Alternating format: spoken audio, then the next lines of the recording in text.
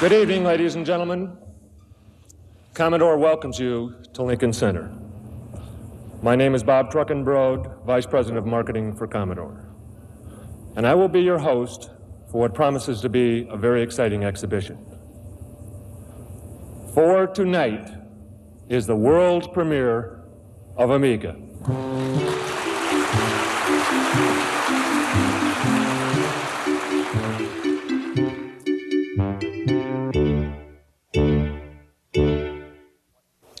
Good evening. What you are about to witness is the result of an effort of research and engineering that began in 1982 and which to date has consumed over 100 man-years of engineering talent, the Amiga computer. On this screen, at the upper right, you see the icon for the workbench disk, which we used to start the system. To the side of it, you find a window containing the icons of the top drawer of that disk. You see the clock and preferences tools, utility programs available under the workbench. And you see a selection of drawers containing other tools, projects, or other drawers. At Amiga, the user controls how he uses his time, not the computer. To give you another perspective, I'd like to bring up TextCraft, the word processor of the Amiga computer. TextCraft has a very rich user interface involving menus, cursor icons which change shape depending upon what portion of the screen you're operating in, and a very rich graphical display to make sure that the user always understands what is going on. Let's talk a little bit more about the graphics that the Amiga computer can produce. We're going to bring up a test pattern showing all 4,096 colors of the Amiga computer on screen simultaneously. I'd like to bring up one more static image. This is an image that's been in the graphics community for some time. The infamous mandrel, shown here in 640 by 400 pixel resolution. Now for one other item. All of these pictures you've been seeing have not only been brought up in screens, they've been brought up in windows. In fact, there are 2 copies of the mandrel up there. I wouldn't want to meet that in a dark alley. The static graphics of the Amiga computer are impressive. But the real exciting thing on the Amiga is its dynamic or moving graphical images. Operating in screens, hardware area fill. As you can see, the screen system works even with dynamic graphics. Firmware support for the area fill system handles the general case, including crossing edges and islands. The Amiga computer is a true multitasking computer. In the upper left, a printing application. On the right, a sorting application with variable fonts. Graphics in the middle, and word processing at the bottom. What does this mean from a practical standpoint? It means that a user can bring up displays faster than ever before. It means that a user can control his own path through an analysis of a business or engineering problem. We're going to bring up a couple of 3-dimensional charts for you now to show you what I mean. The interesting thing about these charts is that they're being built from data built into the program. This really is how long it takes to build a chart like this once the data has come in off the disk. There, a bar chart, now a pie chart. All running in windows, in screens. They're both there at the same time. You can switch back and forth between them at will until you get all of the information you need to out of them. Anything that can be displayed on the Amiga can be created on the Amiga. Equally exciting is the sound generating capability of the machine. The Amiga contains 4 hardware sound channels, each capable of reproducing arbitrary waveform polyphonic sound. And with all 4 of these channels going simultaneously, the 68,000 is idle. But let me give you just a taste of the types of sounds the Amiga computer can produce. Here we have a sound sampler program. Let's try the claves.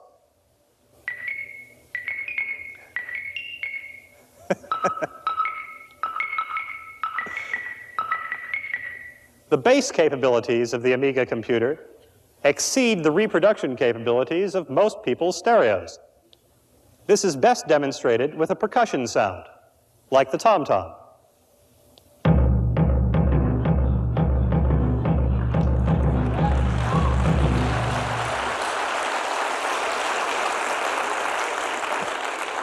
We even have a few outrageous sounds on here. My favorite is the power chord.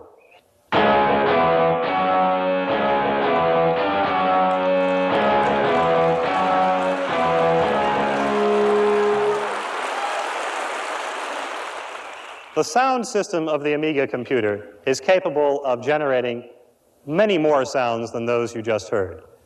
It's also capable of generating speech, a system which truly speaks for itself. This is the Commodore Amiga personal computer speaking. I can speak in the male voice. And the female voice. I can speak very quickly. And I can speak slowly. I can speak in a very expressive voice. Or I can change the mode and speak in a monotone, just like a real computer. The real power of the Amiga computer comes in what we would call animation. Depending upon your perspective, you might call it real-time dynamic analysis or simulation. What it involves is the generation of synchronized, high-performance dynamic graphics, synchronized with sound and multitasking.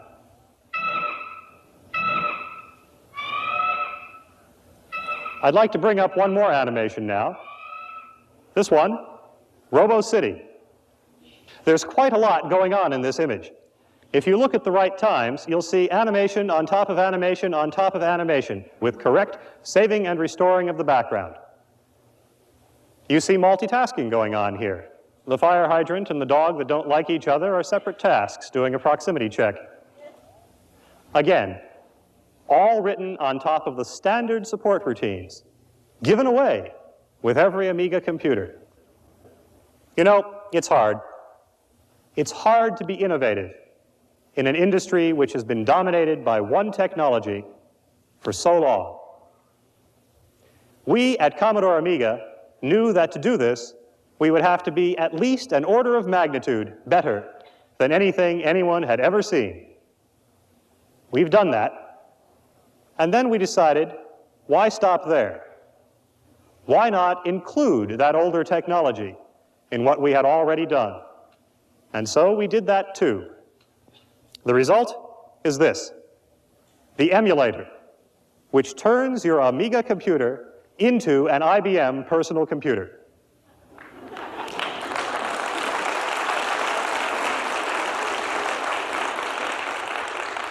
Yes, it's done in software. How does it work? That's a secret. How well does it work? Judge for yourself. This is an IBM PC DOS system disk, and this is a data disk from an IBM PC. And this is a program that I think at least a few of you in the room are probably familiar with. Lotus 123. Standard vanilla IBM DOS.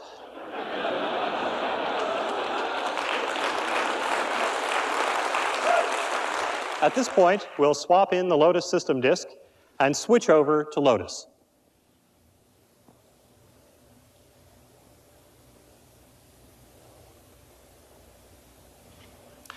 I apologize for the delay, but it takes exactly as long to load 123 on an Amiga computer as it takes on an IBM PC. Now we're going to load in a data file off of that IBM data disk I showed you a moment ago. This is an income statement of the famous Acme Widget Corporation. As you can see, they're anticipating a loss in 1985, but we've changed the cost of goods sold for them, and with a simple recalculation, they make a profit. Traditionally, we end all demos of the Amiga computer with one of our original graphic demos, produced way back in '84.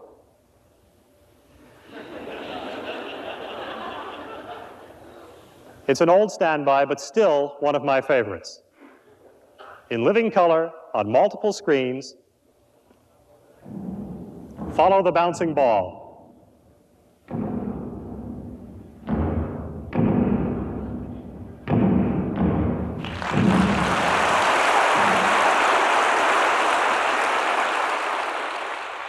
Well, there you have it, the Amiga computer.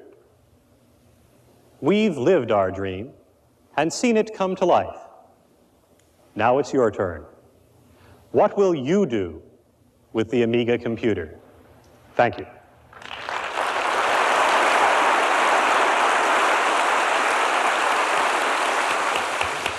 We have asked our resident Amiga artist, Jack Hager, to sit in with him. Are you ready to paint me? Yeah.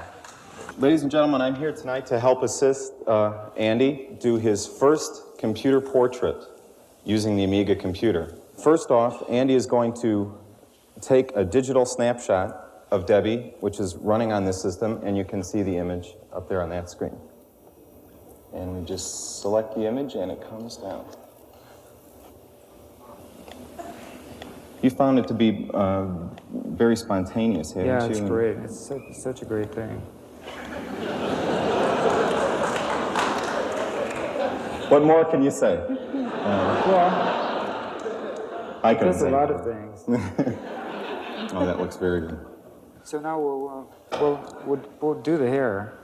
So we'll go up to color and pick yellow. Andy is selecting from the menu bar, which gives you all the features of the paint system, and he's selecting fill.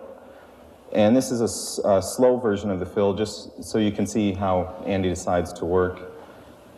Now this is an instance of a leaky flood fill. Yeah. Well, this is kind of pretty. I think I'll keep it. Okay. Oh, it's beautiful. Well, with that piece being finished, Andy, I've been asked to give you an interview, forgive the pun. What computers have you worked on before? Oh, I've worked on anything. I've waited for this one. Really? Well, it's obvious that Amiga will be many things to many people. So many things, in fact, that we had to think long and hard to come up with a symbol, an emblem worthy of such a talented computer. In order to communicate Amiga's phenomenal animation components and color capabilities, we focused on classic beauty and truly superior performance. And tonight, on this stage, that emblem is about to come to life.